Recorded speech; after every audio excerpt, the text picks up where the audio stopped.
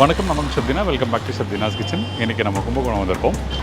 இன்றைக்கி நம்ம பார்க்குற ரெசிபி பார்த்தீங்கன்னா கும்பகோணத்தில் மங்களாம்பிகா ஹோட்டல் இருக்குது பார்த்தீங்களா, அங்கே பண்ணுற தக்காளி ரசம். பல இடத்துல பல விதமான ரசம் சாப்பிட்ருப்பீங்க. சில இடத்துல வெங்காயம் பூண்டு போட்டு ரசம் இருக்கும். இப்போ நம்ம மங்களாம்பிகா காபி டிஃபன் சென்டரில் வெங்காயம் பூண்டு இல்லாமல் தக்காளி ரசம். ரசத்துக்காகவே கஸ்டமர் வருவாங்க, சாப்பிட்டுட்டு ஒரு கப் ரசம் வாங்கி குடிச்சிட்டு போவாங்க. இந்த தக்காளி ரசம் பார்த்தீங்கன்னா இவங்க ஒரு மசாலா அரைச்சி போடுறாங்க.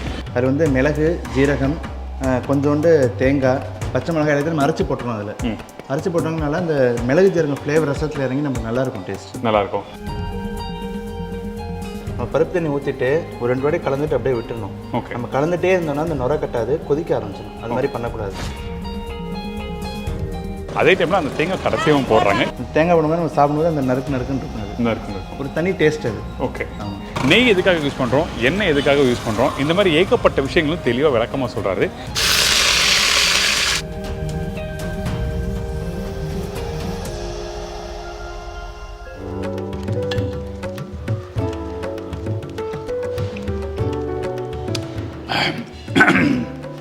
Good, thank you sir, thank you, very good. இந்த தக்காளி ரசம் ஐம் ஷோர் டெஃபினட்டாக இந்த ரசம் வந்து நீங்கள் வீட்டில் பண்ணும்போது உங்கள் எல்லாருக்கும் ரொம்ப ஒரு வரப்பிரசாதமாக இருக்கும். ஏன்னா ரசம் சொல்லும் போது வந்து எல்லாருக்கும் வர சிம்பிள் ரெசிபி தாங்க, டக்குன்னு பண்ணி நினைப்பாங்க. ஆனால் அங்கே தான் கோளாறு இருக்கும். ஸோ இந்த ரெசிபி எப்படி ரீட் பண்ணுறாங்கன்னு சொல்லி நம்ம கேட்டு தெரிஞ்சுக்கலாம். வாங்க, திரு விக்னேஷ் ஹரிகரனுக்கா பார்த்தீங்களா, அவரை தான் மீட் பண்ணி இந்த ரெசிபி பற்றி நிறைய விஷயம் கேட்டு தெரிஞ்சுக்கிறோம். வணக்கம். வணக்கம் சார், எப்படி இருக்கீங்க? நல்லா இருக்கேன் சார். நீங்கள் எப்படி இருக்கீங்க? ரொம்ப நல்லா இருக்கேன், ரொம்ப சந்தோஷம். நீங்கள் எப்படி போகுது கடலாம்? நல்லபடியாக போயிட்டு இருக்கு. வீட்டிலலாம் எப்படி இருக்காங்க? எல்லாரும் நல்லா இருக்காங்க. நல்ல விஷயம். லாஸ்ட் டைம் வந்து இட்லி பொடி வந்து நிறைய பேர் பார்த்து நல்ல ஒரு ரெஸ்பான்ஸ் கொடுத்தான்னு நினைக்கிறேன். கண்டிப்பாக சார், நல்ல ரெஸ்பான்ஸ் வந்திருக்கு. நம்ம நிறைய ஆர்டர் கொடுத்துட்ருக்கோம். நல்ல விஷயம். நல்ல கஸ்டமர் நல்ல ஃபீட்பேக் கொடுத்துட்ருக்காங்க. Very good, very good. அப்போ பண்ண ஆரம்பிச்சிடலாமா? பண்ணிடலாம் சார். அப்போ எனக்கு தேவையான பொருள் சொல்லிடுறேன் சார். இப்போ நம்ம வந்து வீட்டுக்கு பண்ணுற அளவு 5-6 பேர் பண்ணுற அளவு நம்ம சொல்கிறேன். நம்ம பண்ணுறது வந்து கொஞ்சம் கூட நம்ம பண்ண போகிறோம். இப்போ ஓகே, இப்போ ரசம் செய்வதற்கு தேவையான பொருட்கள், அதுக்கு வந்து 20 கிராம் மிளகு, 20 கிராம் ஜீரகம், ஒரு 4 பச்சை மிளகா, ஒரு பெரிய சைஸு எலுமிச்சம்பழம் அளவுக்கு ஒரு புளி, 2 தக்காளி, ஒரு அரை மூடி தேங்காய், பருப்பு 100 கிராம் நல்லா குழைவாக வேக வச்சு வச்சுக்கலாம். நம்ம மஞ்சள் பொடி 1/2 ஸ்பூன், சாம்பார் பொடி 1 ஸ்பூன், பெருங்காயத்தூள் 1 ஸ்பூன், கொத்தமல்லி கருவேப்பிலை தேவையான அளவு, உப்பு தேவையான அளவு. தாளிப்புக்கு தேவையான பொருட்கள் எண்ணெய், 1 ஸ்பூன் கடுகு, ஒரு 4 சிவப்பு மிளகாய், ஒரு கை கருவேப்பிலை. கடைசியாக நம்ம தாளிப்பு போட்டதுக்கப்புறம் 1 ஸ்பூன் நெய் விட்டுட்டு நம்ம அதை அப்படியே ரசத்தில் விட போகிறோம். ஃபர்ஸ்ட் நம்ம மசாலா அரைக்கிறோமா இல்லை தக்காளி? ஃபஸ்ட்டு நம்ம மசாலா அரைச்சி ரெடி பண்ணிக்கலாம். சரி, ரெடி பண்ணி வச்சுட்டு அப்புறம் ப்ராசஸ் ஸ்டார்ட் பண்ணலாம். ட்ரேயில் என்னென்ன பொருள் யூஸ் பண்ணுறது? ஃபஸ்ட்டு வந்து நம்ம தேங்காய் போட்டுக்கிறோம். சரி, ஓகே. அரை மூடி தேங்காய். ஓகே, அதாவது நாங்கள் பண்ணுறது அளவுகள் அதிகம். நீங்கள் வீட்டில் பண்ணும்போது இவர் சொன்ன குவான்டிட்டியில் நீங்கள் பண்ணிக்கலாம். போதுமா தேங்காய்? அது போதும் சார். ஓகே, நாங்கள் வச்சிடுறேன். அப்போ தான் கரெக்டாக தெரியும். என்னென்ன வேணும் உங்களுக்கு? அடுத்து வந்து மிளகு. இந்தாங்க, எவ்வளோ மிளகு? இந்த அளவுக்கு மிளகா? ஓகே. ஜீரகம். சீரகமா? வீட்டிலனா எல்லாமே வந்து பொடி பண்ணி வச்சுருப்பாங்க. ஆமாம். ஓகே, அது பொடியோட இதுதான் நமக்கு டேஸ்ட் நல்லாயிருக்கும். இதான் நல்லாயிருக்கும். ஓகே, சீரகம். அப்புறம் பச்சை மிளகாய். பச்சை மிளகாய் ஒரு 4 பச்சை மிளகாய். இது காரத்துக்கு? காரத்துக்கு, ஆமாம். Okay, fine. இதுக்கப்புறம் கொத்தமல்லி. நாங்கள் வேறு என்ன தேவை? எல்லா கருவேப்பிலை. கருவேப்பிலை இங்கே கொத்தாக இருக்குது நம்மகிட்ட.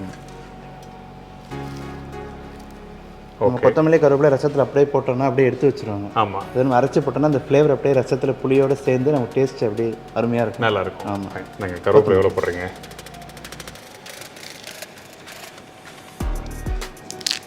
ஓகே, ஒருத்தருக்கும் ஒரு கைப்பக்குவம் இல்லை? ஆமாம், அந்த ஏரியாவை பொறுத்து அந்த டேஸ்ட் மாறும். ஓகே, இப்போ சில பேர் இதில் வந்து நம்ம தக்காளி ஒரு தக்காளி இதில் போட்டு அரைக்கலாம். ஆமாம். ஓகே, அப்படி வேணும்னா நம்ம இந்த புளி தண்ணி போடுறோம்ல, அதில் எல்லா தக்காளியும் அதில். நீங்கள் எப்படி பண்ணுவீங்க? நம்ம வந்து புளி தண்ணியிலே போட்டுருவோம். புளி தண்ணியிலே போட்டுருவோம். அப்போ இது மட்டும் அரைக்க கொடுத்துருவோம். இதை மட்டும் அரைக்க போகணும். இது அரைக்கிற பக்கம் எப்படி இருக்கணும்? குறன்னு வச்சிடலாம். குறன்னு. ஓகே, அப்போ எனக்கு அரைச்சி காமிக்கிறீங்களா? காமிக்கிறேன். ஓகே,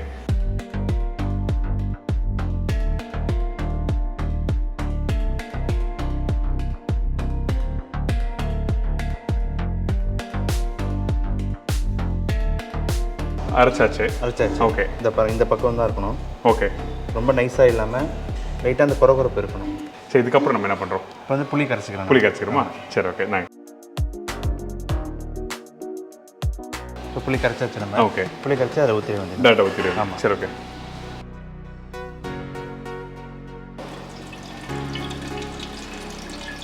புளியிலேயே இந்த ரசத்தை வந்து நம்ம யூஸ் பண்ணும்போது சில பேருக்கு வந்து இருக்கும்ல, இது பழைய புளி அந்த புது புளின்னு சொல்கிறாங்கல்ல, ஏன்னா அந்த பழைய புளினா புளிப்பு தன்மை இருக்கும், புது புளினா இனிப்பு தன்மை இருக்கும், அப்படி இருக்கும். இல்லை நம்ம புது புளி தான் கருப்பு இல்லாமல் இருக்கணும்.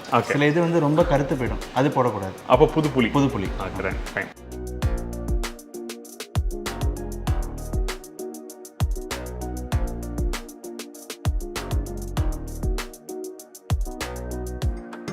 ஓகே, ஊற்றியாச்சு புளி தண்ணி. இதுக்கப்புறம் அடுத்து வந்து நம்ம கட் பண்ணி தக்காளி இதில் போடுறோம். கட் பண்ணி வச்ச தக்காளியா? தக்காளி பெங்களூர் தக்காளி, அது நாட்டு தக்காளி தான். நாட்டு தக்காளியா? பெங்களூர் தக்காளி வந்து புளிப்புத்தன்மை கம்மியாக இருக்கும். ஓகே. நம்ம இதில் புளிப்புத்தன்மை அதிகமாக இருக்கும். இதுக்கு அந்த புளிப்புத்தன்மை இருக்கிறது தான் நல்லாயிருக்கும். ஓகே. தக்காளி ரசத்துக்கு. அடுத்தது மஞ்சள் பொடி 1 ஸ்பூன். ஓகே. அடுத்து சாம்பார் பொடி. ஓகே. இது சாம்பார் பொடினா மேம்பொடி சொல்லுவாங்க, அதுவா? இல்லை சாம்பார் பொடி நம்ம சாம்பார் அரைக்கிறது தனியாக. ஓகே. ஆமாம். இப்போ சேப் மிளகா, மிளகு, ஜீரகம், விரலி மஞ்சள், வெந்தயம், ஓகே, கடலைப்பருப்பு, தோரம்பருப்பு எல்லாம் போட்டு அரைக்கிறது. இந்த வீட்டில் சன்லைட்டில் காய வச்சு பண்ணுறது. ஆமாம், அதுவா? நம்ம வறுக்கிறதுனால இல்லை. Okay done. இது எவ்வளோ போடுறோம் நம்ம இதில்? இது வந்து 2 ஸ்பூன் போடுறோம். 2 ஸ்பூன். Okay fine.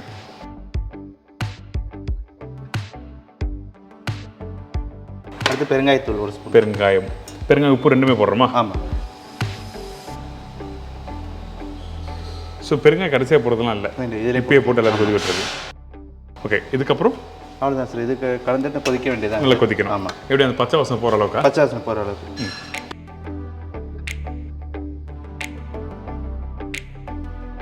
அப்போ கொதிச்ச பிறகு தான் நம்ம அரைச்சதெல்லாம் போடுறோம் இல்லை? அப்போ கொதிக்கிட்டும், அதுக்கப்புறம் பார்க்கலாம். நீங்கள் சொன்ன மாதிரி நல்லா கொதிச்சு வந்துட்டு. ஆமாம் சார். இன்னொன்று, அந்த கொதிக்கும் போதே வந்து அந்த புளியோட வாசம், அந்த சாம்பார் தூள் போட்டு நல்லா இங்கேயும் வாசம் வருது. ஃபர்ஸ்ட் எடுத்து அரைக்கும் போது ஒரு வாசம், ரெண்டாவது இங்கேயும் வாசம். இதுக்கப்புறம் நம்ம என்ன பண்ணுறோம்? வந்து அந்த அரவே இதில் ஊற்றிடலாமா? அதாவது இந்த பச்சை வாசம் போன பிறகு. ஆமாம். நீங்கள் வீட்டில் பண்ணும்போது இந்த இடத்துல இந்த புளித்தினோட பச்சை வாசம் போன பிறகு தான் இது யூஸ் பண்ணுறோம், அதாவது அரைச்சி வச்சுருக்க மசாலாவை. சரி, ஓகே டன்.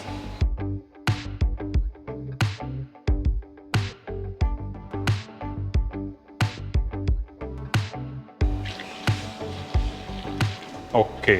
இதுக்கப்புறம் நம்ம என்ன பண்ணுறோம்? இது கொதிக்கணும்.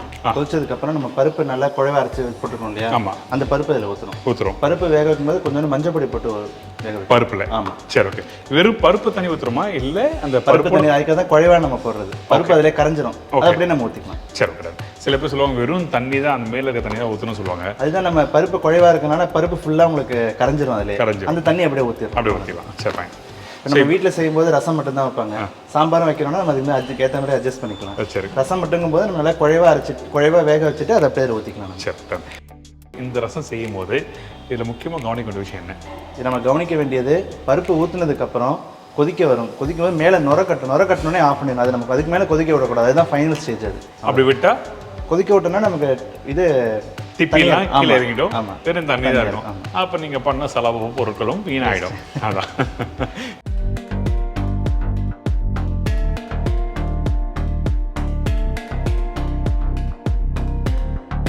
இப்போ இவ்வளோ நேரம் கொதிச்சு வந்திருக்கல, இது போதுமா? இன்னும் கொதிக்கணும்? போதும், நல்லா கொதிச்சு. ஓகே. அந்த தேங்காயோட அந்த பச்சை வாசமும் அந்த சீரக மிளகோட பச்சை வாசம் போடுறது கொதிக்கணும், ரைட்டா? ஆமாம். ஓகே. இதுக்கப்புறம் நம்ம என்ன பண்ணுறோம்? வந்து நம்ம பருப்பு தண்ணி வச்சிருக்கோம் இல்லையா, நல்லா குழைய வேக விட்டு அரைச்சிக்கணும். அந்த இதை அப்படி ஊற்றி. சரி, ஓகே டன்.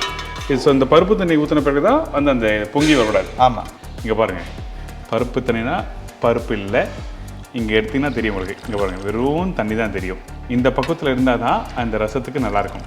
திக்கான பருப்பு போட்டிங்கன்னா என்ன வேணா அது சாம்பார், இன்னொன்று கீழே கிண்ட மாட்டோம், அடி பிடிக்கிறதுக்கும் வாய்ப்பு இருக்கும். ஓகே. ஏன்னா பருப்பு கீழே உட்காந்துன்னா அடி பிடிச்சிரும், அதான் விஷயம். சரி, ஓகே டன். பருப்பு தண்ணி ஊற்றியாச்சு. ஓகே. இதில் வந்து நம்ம பருப்பு தண்ணி ஊற்றிட்டு ஒரு 2 வாட்டி கலந்துட்டு அப்படியே விட்டுடணும். ஓகே. நம்ம கலந்துட்டே இருந்தோம்னா அந்த நுர கட்டாது, கொதிக்க ஆரம்பிச்சிடும். அது மாதிரி பண்ணக்கூடாது. இன்னொன்று, பருப்பு தண்ணி ஊற்றிட்டு நம்ம மீடியம் ஃப்ளேமில் வைக்கணும். மீடியம் ஃப்ளேமில் வச்சா தான் நமக்கு அந்த நுர ஃபார்ம் ஆகி நமக்கு ரசம் கரெக்டான டேஸ்ட்டுக்கு வரும், பக்கம் வரும். ஆமாம். ஸோ அதான் இந்த ஸ்டேஜில் தான் நம்ம வந்து அதை ப்ராப்பராக பார்த்துக்கலாம். ஆமாம், மீடியம் ஃப்ளேமில் வைக்கணும். பருப்பு தண்ணி ஊற்றிட்டு கலந்துட்டு மீடியம் ஃப்ளேமில் வச்சோம், அப்படி விடணும். ஒரு 5 மினிட்ஸ் ஆகும், வெயிட் பண்ணணும். ஒரு வாட்டி மிக்ஸ் பண்ணால் மட்டுமே போதும். இப்போ சைடில் தாலி போட்டலாமா? தாலி போட்டலாம். போட்டலாம்.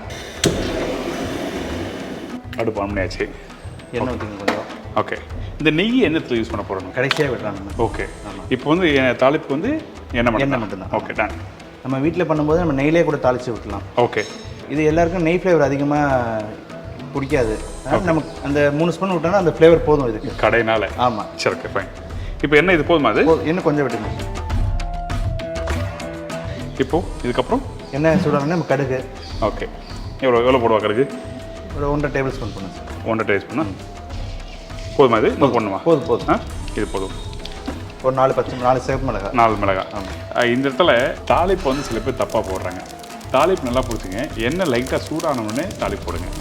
நான் ஏன் சொல்கிறேன்னா அந்த தாளிப்போட வேல்யூ எப்படி வரங்கிட்டுனா எண்ணெய் சூடான பிறகு கடுகு போட்டால் தான் வந்து நல்லா பொரிஞ்சு வரும்போது அது வாசம் கொடுக்கும். சூடு இல்லாத எண்ணெயில் நீங்கள் கடுகு போட்டிங்கன்னா அந்தளவுக்கு வாசம் கம்மியாக தான் வரும்.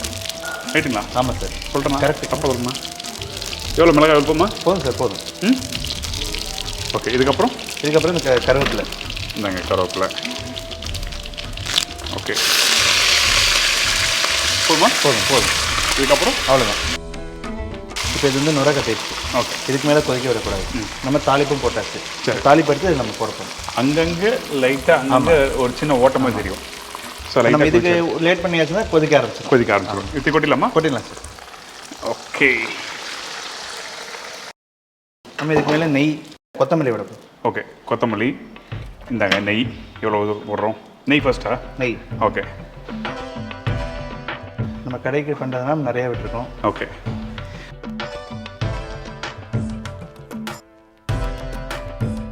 அப்படியே ரசம் பார்க்குறதுக்கு அப்படியே சூப்பர். இது அப்படியே இந்த மேரேஜ் ஸ்டைல்லாம் பண்ணுவாங்க அந்த மாதிரி ரசம் அது? அந்த மாதிரி இல்லை சில பேர் வெல்லம் போடுவாங்கல்ல, நீங்கள் போடுவீங்களா? நம்ம வெல்லம் கிடையாது. வெல்லம் போட மாட்டேங்க. இப்போ நம்ம கொத்தமல்லி போட்டு கலந்தாச்சு. சரி. ஓகே. கடைசியாக நம்ம தேங்காய் கொஞ்சம் போடணும் அதில். சரி. ஓகே. அந்த நீங்கள் சொல்லும்போது கடைசியாக கிளம்ப. சரி. ஓகேடா. இந்தாங்க தேங்காய்.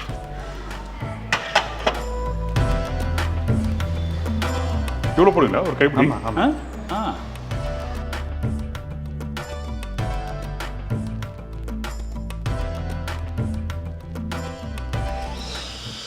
ரசம் எல்லாரும் ரைஸில் போட்டு சாப்பிட்ருப்பீங்க.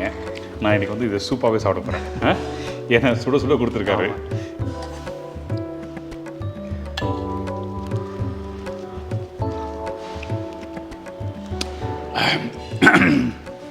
Good. Thank you sir. Thank you. Very good. அந்த மிளகு, சீரகம், அந்த கொத்தமல்லியோட வாசம் பயங்கரமாக இருக்குது. நல்ல மழை பெய்யும் போது நல்லா சூடாக சாதம் இந்த ரசம் போட்டு சாப்பிட்டா திருப்தியாக இருக்கும். சூப்பராக இருக்கும். இன்னொன்று சுட்டாப்பழம்னு இருக்கு. நம்ம எண்ணெயில் பொரிக்காம அடுப்பில் வாட்டி எடுத்து அதே இந்த இது சாப்பிட்டா இன்னும் சூப்பராக இருக்கும். சுட்டாப்பழம் அந்த அடுப்பில் வாட்டி. ஆமாம். Okay done. வெரி குட் ரசம். சூப்பராக இருக்குது.